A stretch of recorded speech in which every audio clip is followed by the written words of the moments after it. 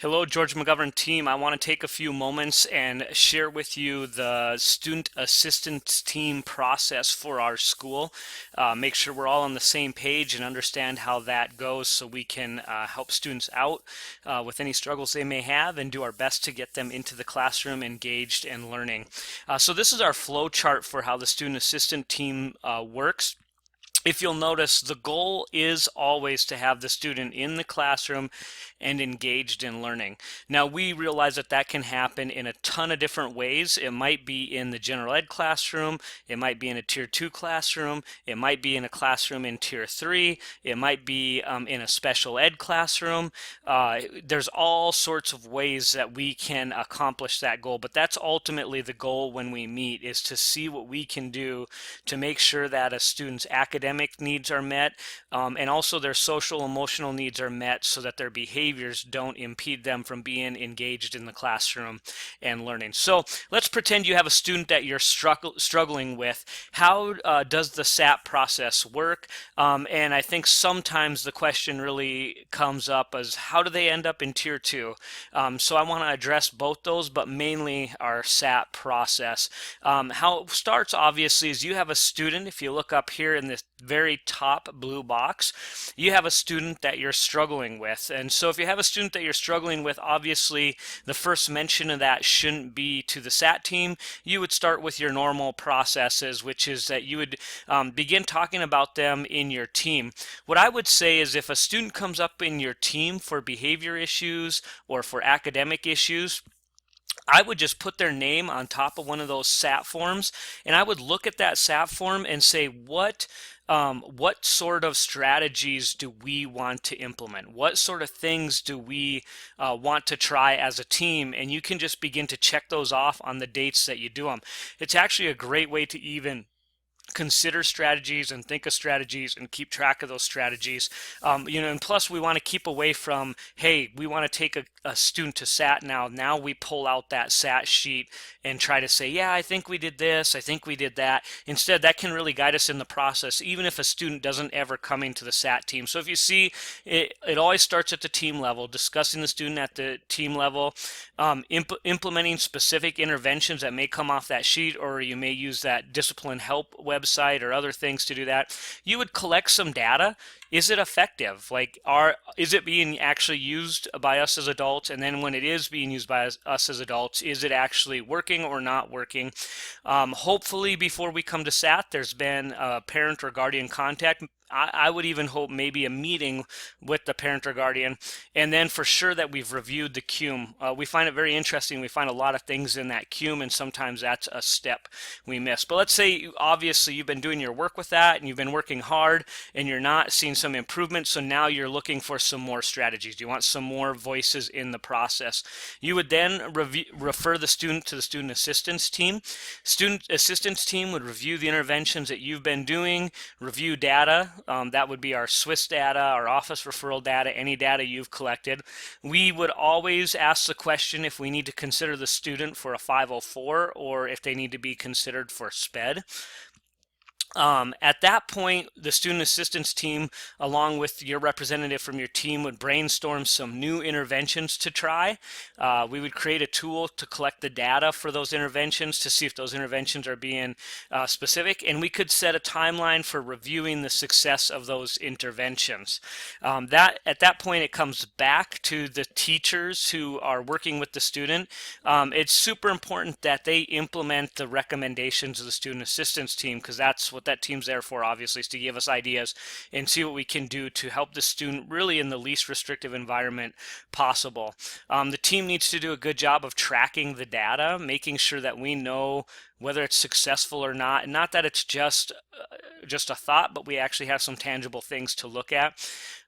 For sure, at this point, the team should conference with the parents and the student, and then they need to review data to set a timeline that they want to bring that student back to the SAT team. At this point, the student would come back to the SAT team. This would be their second time back to the SAT team. We would review the data. We would again have that discussion of, does the student qualify for a 504 or SPED? Is that something we need to consider? And at this point is when we would consider a tier 2 placement, because we've shown that we've really given our energy and we've given our best efforts at tier 1, and that tier 1 isn't being successful, so maybe tier 2 would be successful. We would request the behavior team possibly, so that we could get some ideas from even outside of our school on what we can do to help this student. And we would suggest some new interventions to try at the classroom, because if we send a student to tier 2, excellent. If we get to the behavior team, excellent. But we also know that that student is still in regular ed classes throughout the day, and so we need to try some new strategies to help them in that setting also. So obviously from SAT there, it would go back to the team to continue the interventions and problem solving. We would want to collect some data on them, because we would want to see if tier 2 is successful or not successful. We would work to implement any suggestions we get from the behavior team if they were involved. Again, at that point, if the student wasn't successful, the team would recommend the student once again to the SAT team, where we would review the data. We would again discuss 504 or SPED, and then we would consider an alternative placement. So this is where we may, if the student's on an IEP, submit what's called a PSA, which is where we would request some assistance from the SPED department at the district level to look at it and consider, are they in the right programs, the right classes, different things like that, and they would give us those recommendations. If they were regular ed, that alternative placement would consist of a referral to the Odyssey program, which would help students with that. And then of course, regardless of what happens there, things do come back to the team. And if you can see, there's this arrow here saying it's circular, but we believe this process, if you think about it, this process of moving to a point where we would ask that you would be in an alternative setting, it takes some time, and it takes quite a bit of energy and dedication on our part. But when we get up to here, or even when we get down to here to a tier 2 placement, especially when we get up to here to a tier 3 placement, we really can demonstrate that we have done everything we can to help that student successfully engage in the learning environment here.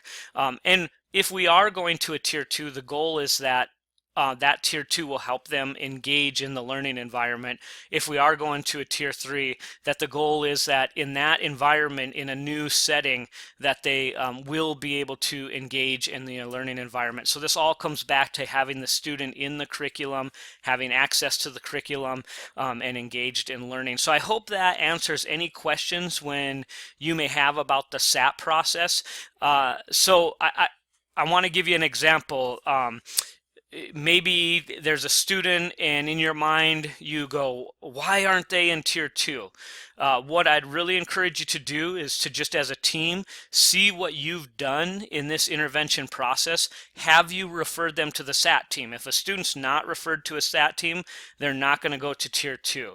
And if you haven't referred them yet, the first process is we're going to brainstorm, we're going to look at things, we're going to think together and provide some strategies. If you've brought them to the SAT team and you're still struggling, and in your mind you're like, why aren't they in tier 2, or why are they still in our building? The next question is, have we done the strategies? Are we watching that? Are we being mindful with that? And we have been doing that. So then, have we brought them or requested that they come back to the SAT team a second time to review? And so as you can see, the process is to continue to brainstorm and to go back and forth and see what we can do to strategize ways to help the student. So I hope this video helps you out. If you have any questions, of course, feel free to talk to me or any of the other administrators here at George McGovern Middle School. Thank you.